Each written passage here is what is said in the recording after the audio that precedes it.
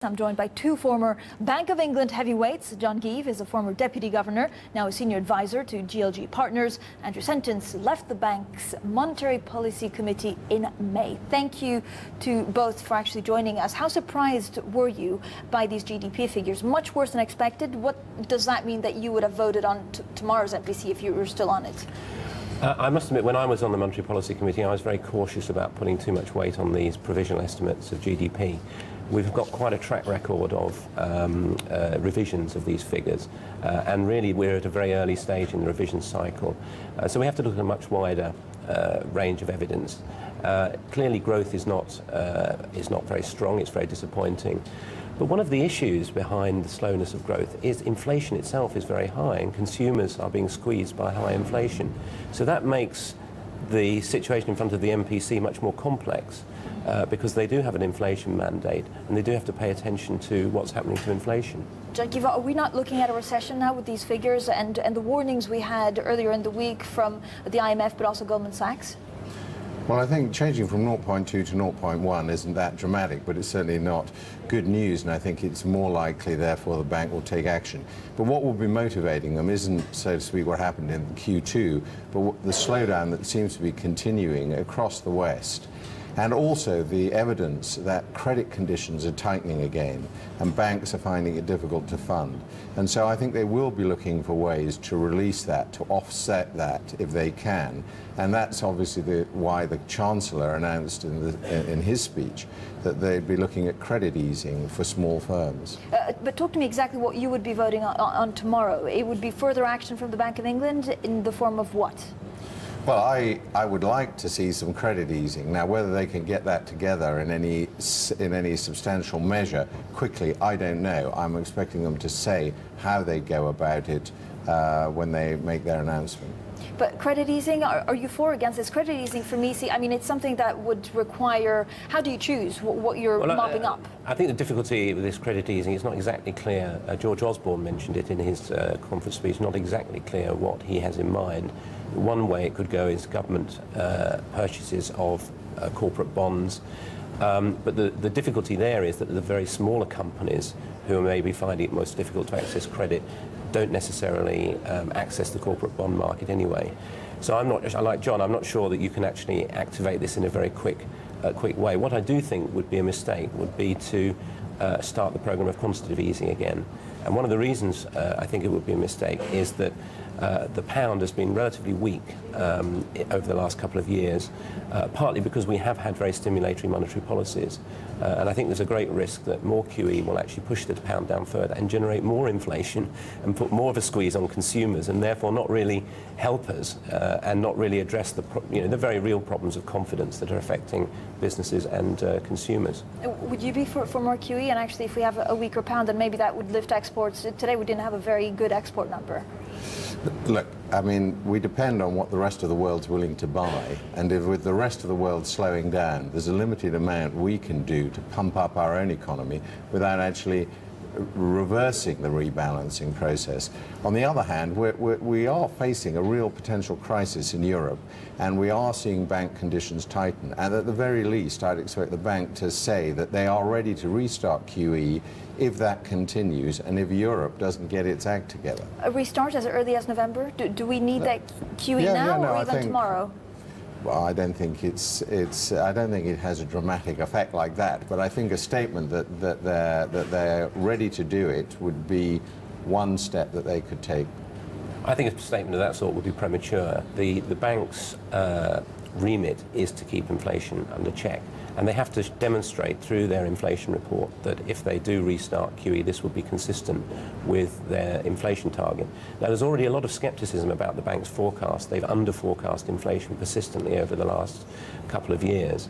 And I think there's a great danger that QE would turn out to be inflationary, not help growth, and actually undermine the credibility of the bank further. But how much do you have to look at what other countries are doing? The ECB, well, of course, we don't know what they're doing. The US, we have this quantitative easing with the twist, and a lot of emerging markets are cutting interest rates quite aggressively. Well, we are very influenced, of course, by the international economy. And in terms of the euro area, it's the euro area authorities who really need to get a grip on the situation. That's been apparent all the way over the summer.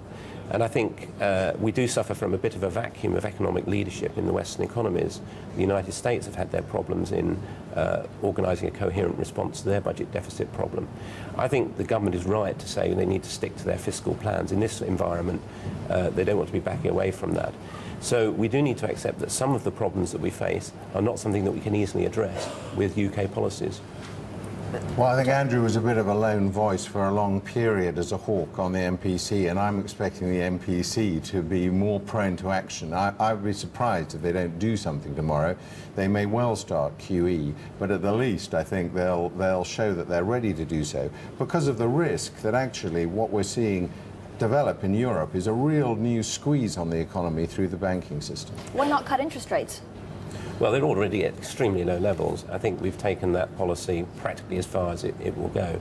And I do think we do have to focus on the what are we trying to influence here? What we really want to be trying to ensure is that consumer and business confidence are not undermined too far by what's going on in financial markets. Now, frankly, you know, one of the things that consumers and businesses could do would be stop watching the screens, because there's so much volatility in the financial markets. It's not helpful.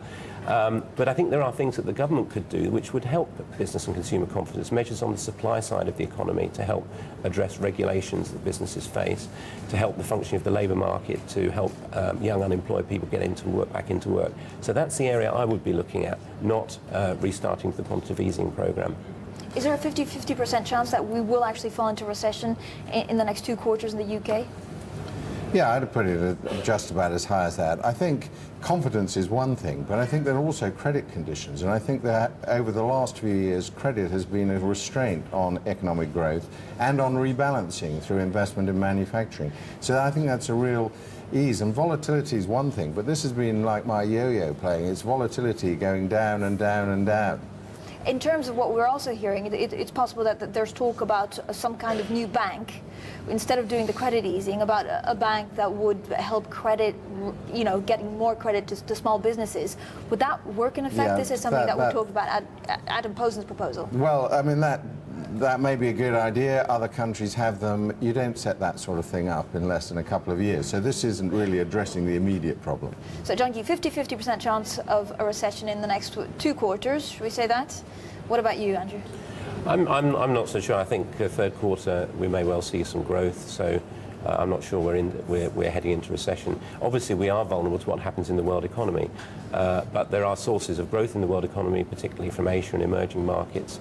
We have to remember that the IMF forecast that across the world economy, growth this year and next is likely to be on their measure 4%. One very short question. Are you concerned that actually the UK is now considered a haven, a safe haven?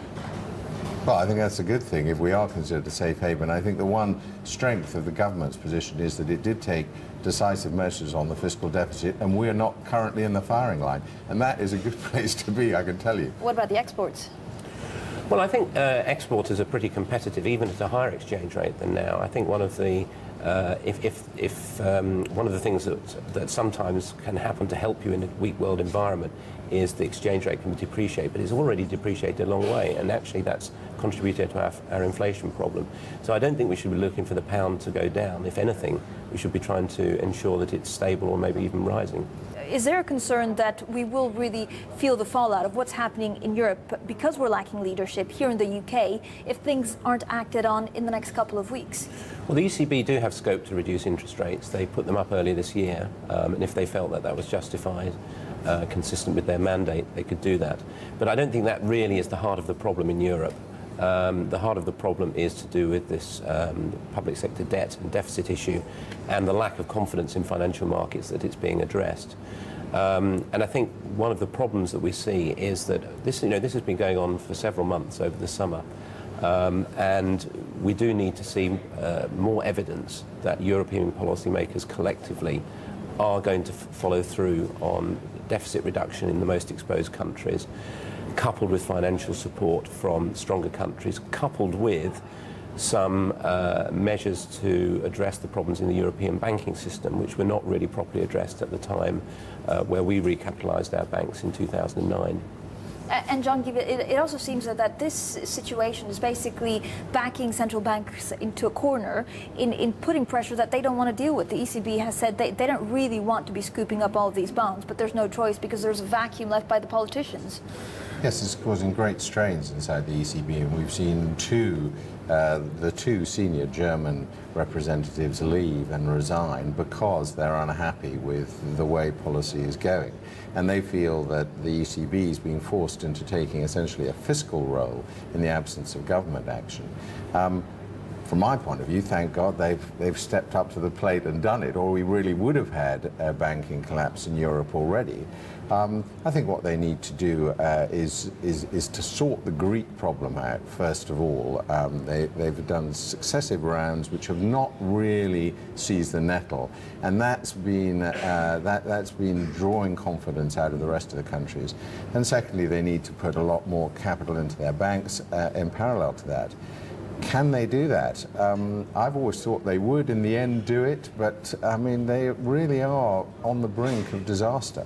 But how do you ring fence Greece? Are we talking more money for the EFSF, which, by the way, the Germans don't want to put in that extra cash, or do you just need to give the perception that you're ready to do whatever it takes? No, on Greece, what they need to do is to write down the debts sufficiently that Greece can be put on a path, a sustainable path. Do you need and to they default haven't. it? Yes, absolutely. Well, they've already agreed to a default by another name, but not nearly big enough. People can see that the arithmetic doesn't add up, so they know this isn't the end of the story.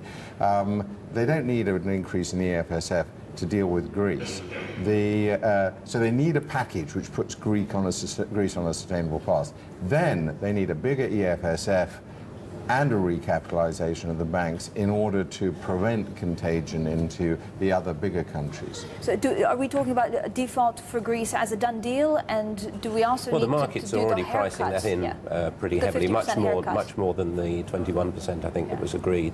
And sometimes you do have to recognise the reality of what's going on in the markets, even if you don't like it, and then move on. And that's what's not really happening in the euro area. And it does seem that euro area decision-making processes are really feeling the strain.